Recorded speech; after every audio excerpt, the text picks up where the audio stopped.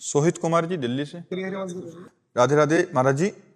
गुरु जी, मुझे आपकी और श्री राधा रानी की कृपा से 5वीं बार वृंदावन आने का मौका मिला। मैं रामानंद संप्रदाय से दीक्षित हूँ।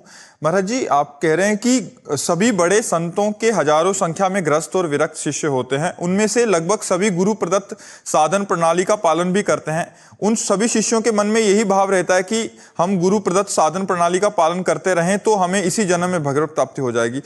महाराज जी, मेरा प्रश्न है कि क्या गुरु प्रदत्त साधन प्रणाली का पालन करने वाले सभी शिष्यों को भगवत प्राप्ति हो जाती है, केवल उन शिष्यों को होती है जिन्हें शरीर रहते हुए स्वरूप बोध अथवा भगवत साक्षात्कार प्राप्त? नहीं, जैसे प्रयत्नशील है, प्रयास बहुत कर रहे हैं साधना में, लेकिन सफलता नहीं मिल रही, तो अंतिम समय जब उनका आता है तो उस समय भगवान उनको सफलता प्रदान करते हैं। क्या? अंतिम समय भगवान स्वयं स्मरण बन जाते हैं और वो अंतिम समय में राधा और गया, अब वो भगवत प्राप्त हो गया।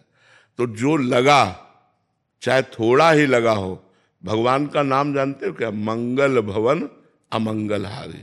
तो अब कितने सृष्टि में जीव हैं, अगर वो क्या कहते हो, माइक्रोस्कोप, हाँ, आप जमीन के एक बीता में देखो तो लाखों जीव निकल आएंगे, लाखों जीव। तो अगर हम लाखों का कल्याण हो रहा है तो कोई खास बात थोड़ी है, अनंत जीव है, अनंत जीवों में लाखों का कल्याण हो गया तो कौन सी बात है? अनंत ब्रह्मांड है, केवल इसी मृत्यु लोक में कल्याण होता है, अन्य लोकों में नहीं। अन्य लोकों में यहाँ के किए हुए कर्मों का फल भोगना होता है। जैसे तपस्या तो तप लोक, और बड़ी तपस्या जन लोक, और बड़ा भजन महालोक, ब्रह्मलोक। लेकिन भगवान को जो प्राप्त हो गया वो आवागमन से मुक्त हो जाता है। तो जैसे हम लोग प्रयास कर रहे हैं, हमारे लोग कितने साधक प्रयास कर रहे हैं, न काम मिटा, न क्रोध मिटा, न लोभ मिटा, सब वही बातें भरी हैं। उनकी तो जय जय है, जो जीते जी कामादि दोष रहितम कुर्मान समच, जिन्होंने कामादि दोषों का त्याग कर दिया। भगवान कहते हैं कामादिक मद दम्भ न जाके तात निरंतर बस में ताके। जो काम विजयी है, क्रोध विजयी है लोग, लेकिन ये कहना बहुत सरल है। काम विजयी कहना बहुत सरल है, वो जाने मोरी छाती। हम लोगों का हृदय जलता है कि मतलब कितनी मार पड़ती है, तब वो सहन करते करते गुरु कृपा से, भगवान की कृपा से, रोग आके प्रार्थना करके तब कहीं छुट्टी मिलती है। नहीं, ये जीवन भर सबको अपना गुलाम बनाए रखता है। काम जो है ये जीवन भर गुलाम बनाए रखता है। जो मन है वो सबको अपने अधीन किए रखता है, चाहे जितना कोई बलवान हो। तो जब हम प्रयास करते हैं और हम असफल हैं, भगवत प्राप्ति के योग्य नहीं, लेकिन भगवान ने देखा किसने जीवन भर प्रयास किया तो अंतिम समय भगवान करुणा कर देते हैं, क्योंकि प्रभु करुणामय है। रात न प्रभु चित्त चूक किए की, करत सुरत सहबार ही की। प्रभु उसके बाहरी गलती को नहीं देखते, देखते हैं उसके हृदय की बात, कि वो मुझे प्राप्त करने के लिए प्रयास किया लेकिन सफल नहीं हुआ, तो भगवान सफल कर देते हैं। अंतिम समय उसको किसी भक्त का सानिध्य मिल जाएगा, वो उसको भगवान का नाम सुना देगा, या उसके अंदर से भगवान का नाम स्फुरित हो जाएगा और वो भगवान को प्राप्त हो जाएगा पक्का। भजन कभी बेकार नहीं जाता। अच्छा, जैसे मानो भगवत प्राप्त ना भी हुआ तो अब उसका अगला जन्म, अर्जुन जी ने यही प्रश्न किया कि मानो जो आपका भजन करते हैं, अभी उनका भजन सिद्ध नहीं हुआ और किसी कारण योग भ्रष्ट हो गए। दो योग भ्रष्ट होते हैं, एक भोगों में योग भ्रष्ट होते हैं और एक हमारे पास समय नहीं रहा।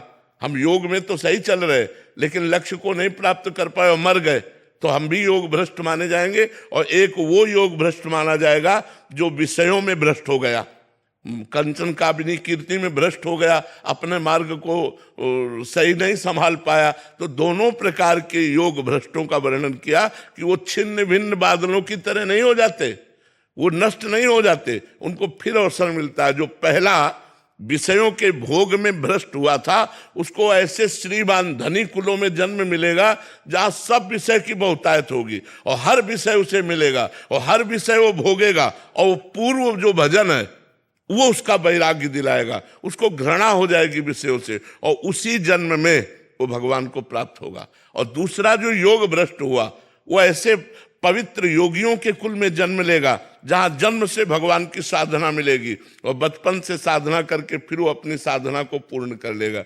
जैसे अपने लोगों का जो जन्म था ना, ऋषि कुल में जन्म हुआ। पिताजी ने कभी सिले वस्त्र नहीं पहने, कभी जूता नहीं पहने और किसान आदमी थे। और हम लोगों को बचपन से भगवान नाम सुनना, भगवत गीता सुनना, भगवत रामायण सुनना, भगवत भागवत सुनना, ये सब सौभाग्य बचपन से, जब से सुधी हुई तब से सुनने को मिलता है। बड़ा भाई शाम के बैठ के 1 घंटा रोज इस बात की चर्चा, रामायण की चर्चा, भागवत की लालटेन जला करके। तो अब वो संस्कार पूर्व के 13 वर्ष की अवस्था में प्रबल हो गए और घर से बाहर निकाल दिया। पीछे योग भ्रष्ट हो गए, साधना पूरी नहीं हुई, उसे निकाल दिया, पूरा जीवन भगवान के मार्ग में व्यतीत हो गया। तो भगवान का भजन कभी व्यर्थ नहीं जाता। जैसे श्री राजर्षि भरत जी भगवान ऋषभदेव जी के पुत्र हैं, बड़े योगी महात्मा हैं। अपने भगवान की प्राप्ति के लिए राज्य को त्याग दिया, रानियों को, पुत्रों को, परिवार को त्याग दिया और गंडकी नदी के किनारे एकांत में भजन कर रहे थे।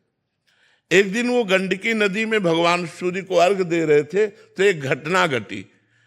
एक मृगी गर्भवती थी जो प्रसव होने ही वाला था, वो पानी पीने के लिए आई।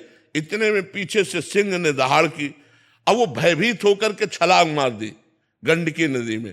तो वो बच्चा योनि से धारा में गिर गया और वो गिरी और मर गई। भरत जी ने इस दृश्य देखा, माँ तो उसकी मर गई और ये बच्चा बहता हुआ जा रहा, दौड़ पड़े, उस बच्चे को उठा के लाए। ऐसा कोई भी दयावान करेगा। अब उसे कुटी में रखा तो बड़ा दुलार करने लगे।